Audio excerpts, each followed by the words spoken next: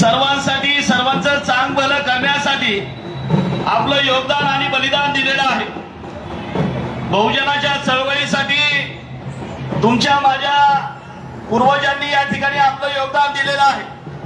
दलितांच्या चळवळीसाठी देखील नामांतराच्या लढ्यामध्ये देखील मातंग समाजाने आपलं बलिदान आणि योगदान दिलेलं आहे। हिंदुत्व असेल, विविध राष्ट्रीय पक्षांना या ठिकाणी निवडून देण्यामध्ये असेल, या सर्वांमध्ये आजवर मातंग समाजाने आपलं योगदान दिलेलं आहे, बलिदान दिलेलं आहे। मात्र पहिल्यांदाच तुमच्या माझ्या भावी पिढीच्या भविष्यासाठी, आरक्षणाच्या प्रश्नासाठी ज्या ज्या मानवीरांनी बलिदान दिलं त्यामध्ये आपल्या बीड जिल्ह्याच्या साळेगावचा स्वर्गीय संजय भाऊ ताकतोडे, आपल्या बुलढाणा जिल्ह्याच्या चिखली तालुक्याच्या नायगावचा आमचा अंकुश भाऊ खंदारे, त्याचबरोबर आपल्या शेजारच्या धाराशिव जिल्ह्याच्या कळंब तालुक्याच्या भोसे गावचा आमचा अविनाशी खंडागरे, या तीनही शहीदांना या ठिकाणी विनम्र असं अभिवादन करतो। त्याचबरोबर या ठिकाणी या देशासाठी, या राज्यासाठी आणि या राज्यातल्या गावागावासाठी ज्या ज्या मानवीरांनी आपलं बलिदान दिलं, अशा तमाम ज्ञात अज्ञात सर्वच मानवीरांना या ठिकाणी विनम्र असं अभिवादन करतो। साहित्यरत्न अण्णाभाऊ यांची 106वी जयंती आपल्या सर्वांना आणि संपूर्ण देशवासियांना या मंचावरून या ठिकाणी मी खूप खूप शुभेच्छा या ठिकाणी व्यक्त करतो। खरं तर वेळ बराचसा झालेला आहे, आयोजकांना टेन्शन आलेलं आहे, अनिल भाऊ महेश भाऊ खालून खुणवत आहे, वेळ या ठिकाणी कमी मिळाला। अगोदरच्या संघटनेने या ठिकाणी जास्तीचा वेळ यदा कदाचित त्याच्याही अगोदरच्या या ठिकाणी वेळेचं थोडस नियोजनाचा गोंधळ झालेला आहे। मात्र निश्चित मी आपला जास्त वेळ घेणार नाही, कारण आजची परिस्थिती आपण संपूर्ण राज्यभरामध्ये पाहतोय। मात्र समाधान या गोष्टीचा आहे कांबळे सर, की आज मागाचं सगळेच ऐकायला लागले। या ठिकाणचे सत्ताधारी असतील, या ठिकाणचे विरोधक असतील, या ठिकाणची व्यवस्था असेल, ही पहिल्यांदा या मागाचं दुखणं आणि त्याच्या प्रश्नावरती बोलू लागलेले आहेत। एवढंच नाही तर 2 दिवस या ठिकाणी पाऊस सुरू होता महेशराव, प्रचंड पाऊस होता आणि टेन्शन होतं की आज 1 तारीख आहे, एवढ्या मोठ्या उत्साह या संपूर्ण राज्यामध्ये होत असताना माझ्या अण्णाभाऊंची जयंती या पुण्यामध्ये कशा पद्धतीने साजरी होईल आणि पाऊस तर काल धोधो होता। मात्र समाधान या गोष्टीचा आहे की आता निसर्ग देखील मागाचा ऐकायला लागलेला आहे।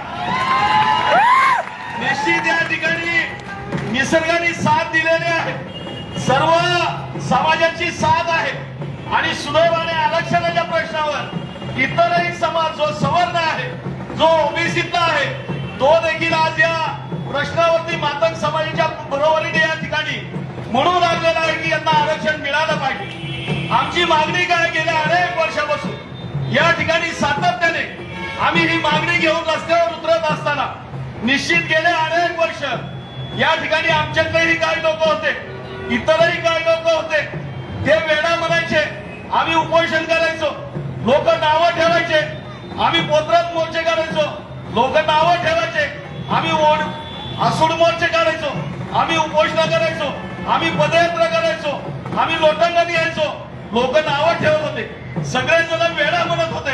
पण 1 ऑगस्ट 2024 ला हे देशाचं सर्वोच्च न्यायालय म्हणलं, अरे हा वेडा नाही, हे शहाणे लोक आहे। आणि ती मागणी त्यांनी मान्य केली। गेले अनेक वर्ष अनेक पक्षाकडे या ठिकाणी आम्ही विनंत्या करत होतो, मग या ठिकाणचं आघाडी असेल, महाविकास आघाडी असेल, या ठिकाणची युती असेल किंवा महायुती असेल, या सगळ्यांकडे गारणं घेऊन आम्ही जायचो। मात्र दुर्दैवाने आमचं गारणं कुठे ऐकलं नाही।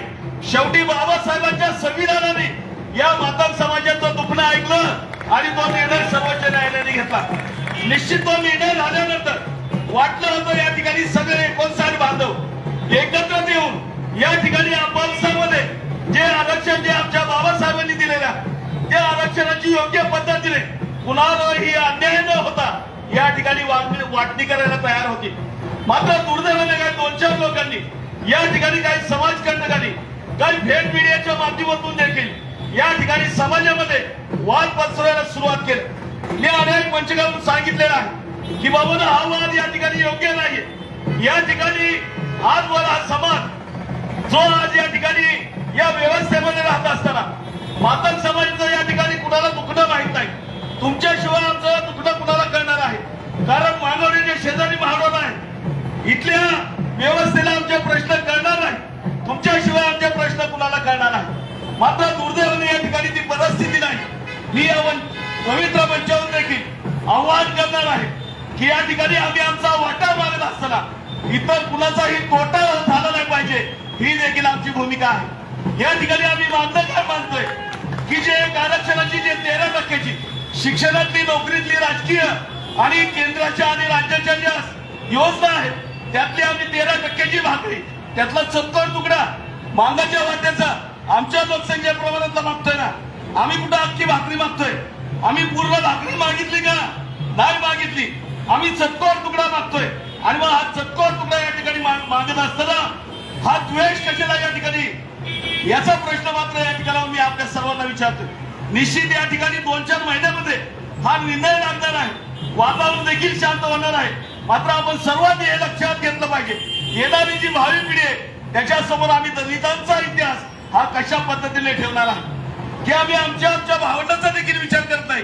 हा इतिहास येणाऱ्या भावी पिढीसाठी हा योग्य असणार नाही। निश्चित या ठिकाणी अनेक जिल्ह्यामध्ये मोर्चे निघतायत, आंदोलन होत आहे। आपण लातूरचा पिवळा सागर बघितला असेल, पिवळ्याचा झंझावात बघितला असेल। हे लातूरचा मोर्चा म्हणजे ही पहिली सुरुवात आहे बांधवांनो।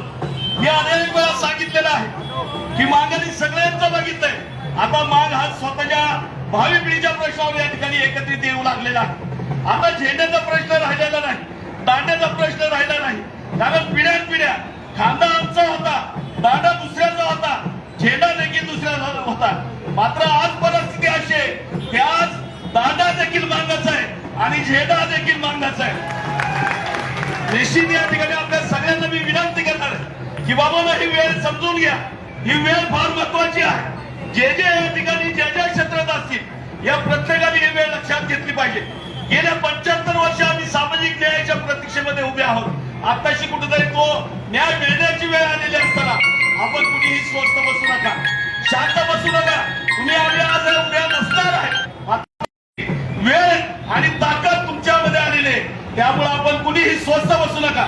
येणाऱ्या कालावधीमध्ये प्रचंड असे मोर्चे प्रत्येक जिल्ह्यामध्ये निघणार आहे, प्रत्येक जिल्ह्यामध्ये हा समाज रस्त्यावर उतरत आहे। निश्चित येणाऱ्या कालावधीमध्ये देखील आयोजकांची आमची चर्चा झालेली आहे की पुण्याचा मोर्चा हा ज्या पद्धतीने शक्य असेल त्या पद्धतीने या आरक्षणाच्या उपवर्गीकरणासंदर्भात या ठिकाणी प्रसार आणि प्रचार करा। मी अनेक वेळा नेत्यांना, वक्त्यांना देखील विनंती केलेल्या आहे की बाबा तुम्ही जातीवर बोलू नका, तुम्ही धर्मावर बोलू नका, कुठल्या पक्षावर बोलू नका।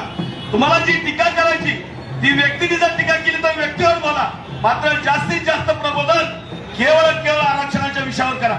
कारण दुर्दैवाने तुम्हाला सांगतो की माझ्या समाजाला आरक्षणाचा देखील अजून माहित नाही। दुर्दैवाने आमच्यातली जी शिकल्या सवरलेली जी पिढी आहे तिने आरक्षण सांगायच्या ऐवजी भलतीच भाषण आमच्या मानवड्यामध्ये दिली, त्यामुळं हा समाज आजपर्यंत फार वेगळ्या पद्धतीने या ठिकाणी वाटचाल करत होता। निश्चित या आरक्षणाच्या पद्धतीतून हे आरक्षणाचं वर्गीकरण झाल्यानंतर निश्चित तुम्हाला सांगतो की येणाऱ्या 10 वर्षामध्ये या राज्यातल्या मागवड्यामध्ये डॉक्टर, इंजिनियर, वकील, IAS, IPS घडल्याशिवाय राहणार नाही बांधव।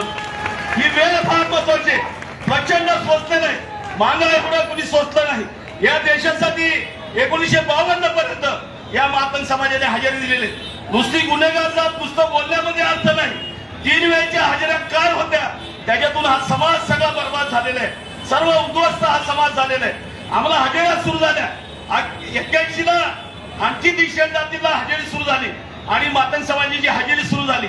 आम्हाला 3 वेळच्या हजेऱ्या सुरू केल्या, सकाळची संध्याकाळची हजेरी गावाच्या चावडीवर आम्हाला जाऊन द्यावी लागायची, रात्री 12च्या नंतरची हजेरी गावचा पाटील आमच्या मागवड्यात यायचा आणि तिथं येऊन हजेरी घ्यायचा। साहित्यरत्न अण्णाभाऊची जी आश्रमात कादंबरी आहे ती कादंबरी म्हणजे फकीरा कादंबरी, फकीरा का घडला तर त्या हजेरीतून घडला। ज्यावेळी गावचा शंकरराव पाटील गावामध्ये वाटेगावमध्ये आला, मागवड्यामध्ये आला, सावळ्याची हजेरी झाली आणि फकीराच्या घराजवळ आला आणि फकीराच्या घराजवळ उभं राहून त्यांनी सांगितलं की फकीरा आहे का? फकीराने घरात आवाज दिला, पाटील आहे की? पाटील म्हणला मला बायकोच्या खुशीत ते हजेरी देऊ नको, घराच्या बाहेर येऊन तू हजेरी दे. जसा हा शब्द फकीराच्या कानावर पडला, फकीरा घराच्या बाहेर आला आणि पाटलाला उचलला आणि तिथेच त्याने आडवा केला. त्याच्यानंतरचा प्रवास अख्खं गाव त्याच्या मागे लागलं. सगळं ब्रिटिश सरकार त्या फकीराच्या मागे लागलं. तिथून पुढचा तो सगळा